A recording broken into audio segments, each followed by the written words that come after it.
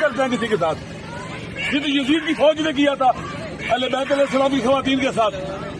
عورتوں کو مارا تھا انہوں نے. یہ یزیدی فوج کی سنت کا طریقہ ہے. علامہ صاحب مرد اور خواتین دونوں کو اس پرزن وین میں انہوں نے بند کیا ہوا ہے. ہماری گاڑی کو آگے نہیں آنے دیں گے. کیوں بند کیا ہے؟ اس سے پیچھے راستہ ہے اندر سے چلے گا. یہ سو کیا ہے حالانکہ گاڑی کا فالو کرو.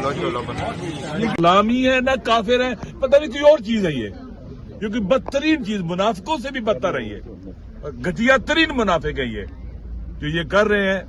لہذا پاکستان کے عوام کو اس ظلم کے آگے کھڑا ہونا ہوگا, ہم سب کو کھڑا ہونا ہوگا. یہ ظلم جو ہو رہا ہے اس وقت, اگر اس کا راستہ نہیں روکا گیا, ان کے ہاتھ نہیں توڑے گئے اور ان کو جس جگہ ان کو بٹھانا چاہیے وہاں نہیں بٹھایا گیا, آپ یقین کریں ہمارا وطن تباہ برباد کر دیں گے. یہ ابھی غزہ کے مسئلے میں انہوں نے وہاں پر جا کر جو 20 ڈکاتی جو ڈونلڈ ٹرمپ کا وہاں تھا, سیکورٹی کونسل نے ان کو پازیٹو رائے دی ہے. کیا یہ حماس والوں سے جو وہاں کے رجسٹر سے اسلحہ لیں گے؟ اگر ان سے اسلحہ لیں گے پھر کشمیر والوں کو بھی حق نہیں ہے اپنی زمین کی آزادی کے لیے وہاں رجسٹر کریں انڈیا کے خلاف. یہ بکھے ہوئے لوگ ہیں. پاکستان قائد اعظم کی منشا کے خلاف, پاکستان کے عوام کی منشا کے خلاف یہ ملک کو تباہ برباد کرنے کے در پہ ہیں کہ ان کے پاس اقتدار ہونا.